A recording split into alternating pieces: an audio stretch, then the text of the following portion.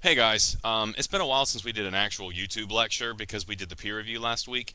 If you have not done the peer review, please go into the writing activities folder and make sure you've completed that. All right, it needs to.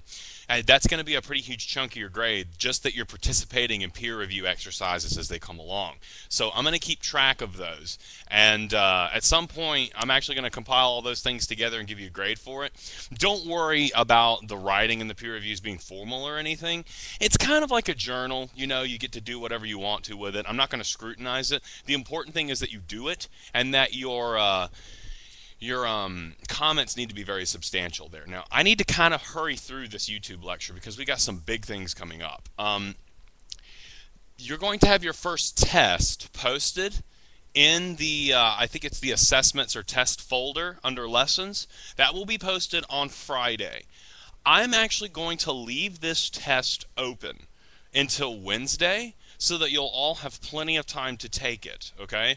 Um, this test is going to cover passive verbs, comma rules, especially with the comma formula sheet, and it's going to cover what we're going to talk about today, subject verb agreement. Those are three huge grammar concepts that are really, really important for students to learn. I'm a little concerned about this test because this is going to be the first time I've ever tested for material based on my YouTube lectures. So I want to watch these grades rather carefully. And we'll just see how things go, and I'll try to adjust and see what needs to be addressed. I think you guys are going to do all right. I'm still having pretty good feedback from the exercises, and we'll see how things go today. But that test will be posted on Friday. You need to have it done by Wednesday, okay?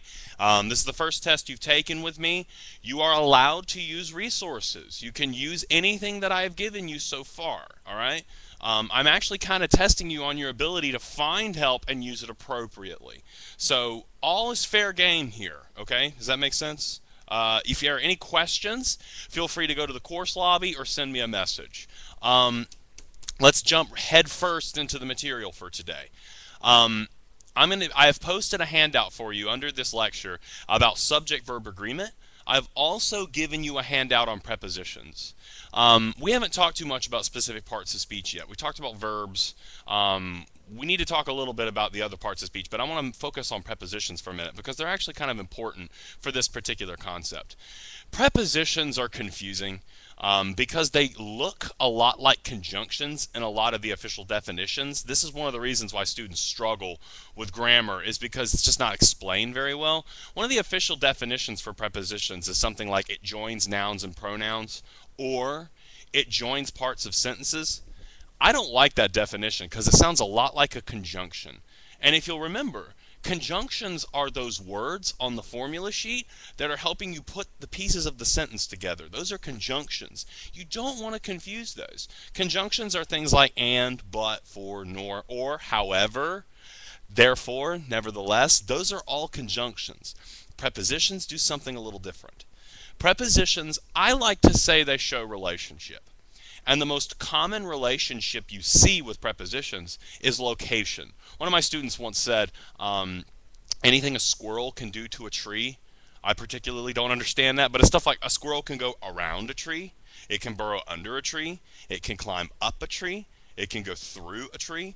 Those words, under, around, through, above, those are all prepositions. If you want, I might actually post the old Schoolhouse Rock video, the preposition, the thing that explains prepositions, but I'm going to include a big long list of prepositions. There's some other ones that don't show location, stuff like for. This message is for David. For is a preposition that's showing a relationship of its intended ownership. It's for you. Also, of, why am I writing? Can't beats me. Of, of, it is a piece of paper. Kind of defining, it is a piece of paper. You can say something is of.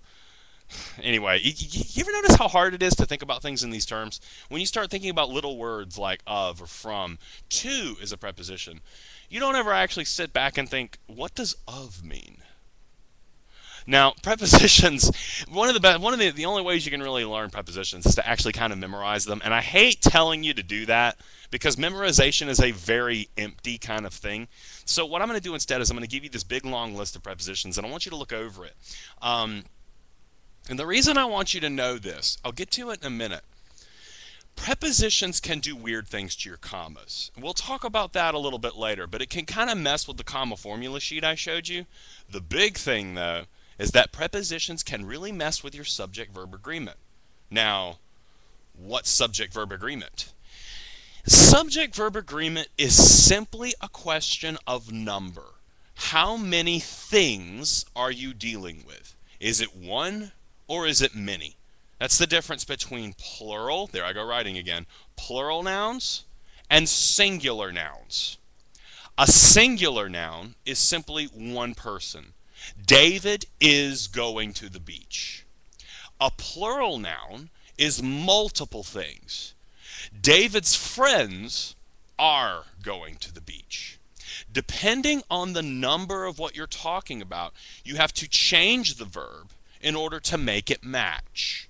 You wouldn't say David's friends is going to the beach. You would say David's friends are going to the beach. You wouldn't say David are going to the beach. You would say David is going to the beach. Now, when you're talking about subject-verb agreement, we tend to really put this in passive. So excuse all the passive verbs here. It gets kind of repetitive. But that's just the way most things teach subject-verb agreement. Follow along with me. Open the subject-verb agreement page on Purdue OWL that is posted beneath this video on the Angel page. I'm going to walk you through every single one of these rules. And when you are writing, I expect you to bring this sheet out and kind of treat it like the comma sheet. Use it to write. Don't just use it to correct things, but actually use it to help you make correct sentences. They can serve both functions, but I like to see students actually use it to write. If you have that open now, follow with me. Of course, you can pause the video if you want, but rule number 1, this one should be easy. When the subject of a sentence is composed of 2 or more nouns or pronouns connected by and, use a plural verb. She and her friends are at the fair. Anytime you have and joining things together, you can go ahead and assume it's more than one. It's like saying this, they are at the fair. Make sense? It shouldn't be too bad. That should make a lot of sense, okay? Let's move on to number 2. The rule's a little different if you use or. When 2 or more singular nouns or pronouns are connected by or nor, use a singular verb. Now listen to this. The book or the pen is in the drawer. A lot of you would say the book or the pen are in the drawer. And the funny thing is that if you say that when you're talking, people aren't really going to catch it. You can say the book or the pen are in the drawer. But when you're writing, it's a little bit more, you need to really think about what you're talking about and what you're trying to say. Think about it this way. You're saying the book or the pen. It's not both. Only one or the other is actually in the drawer. Therefore, it's only either the book or the pen. The book or the pen is in the drawer. Or it can be confusing sometimes, so stop and think about what you're doing. Rule 3 is the frustrating one. When you use or, this is the exact same situation. Before we had 2 singular nouns, the book or the pen. Sometimes, though, you can get a singular noun and a plural noun in that subject. If you're using or in this case instead of and, you need to make sure that the word that is closer to the verb is the one that's influencing it. That makes people's heads spin, so let me read these examples to you. The boy or his friends run every day. That should sound right to you. The boy or his friends run every day. Friends run. If you switch that, his friends or the boy runs every day. You have to take the word that's closer to the verb. The boy runs. His friends run. Just remember that or is extremely confusing and you need to stop and really think about what you're doing, okay? The good news here is that most of you probably wouldn't write a sentence like his friends or the boy runs every day. You would probably do something a little bit different with that. When it comes to subject-verb agreement problems, you can sometimes write your way around it and actually do something completely different and change the way the sentence looks if you're not comfortable with the way it sounds. That's rule 3. Let's get into the crazy stuff. Actually, I don't want you to pay too much attention to rule 4. There's a little bit of confusion sometimes when you use things like doesn't or don't. Remember, these are called contractions. Doesn't actually means does not. Don't means do not. One of the things people will sometimes say is he don't like it. Think about that for a second. That's he do not like it. Ugh, it doesn't sound right. It needs to be he doesn't, he does not. The real wisdom here, don't use contractions. Never. Not in writing. Not for this class. No, no, no, no, no. Break them apart. Actually write them out. If you do that, you never have to worry about this rule. So the real truth of the matter is, for number 4, don't use contractions. All right? Kills me. Anyway, number 5, this is where things get really crazy. And this is where you need to know about prepositions. Number 5 says, do not be misled by a phrase that comes between the subject and the verb. The verb agrees with the subject, not with a noun or pronoun in the phrase. They're really talking about prepositional phrases here. That's what is confusing. Not all of these are, I'm not sure if all of these are prepositional phrases, but take a listen to this first example. One of the boxes is open.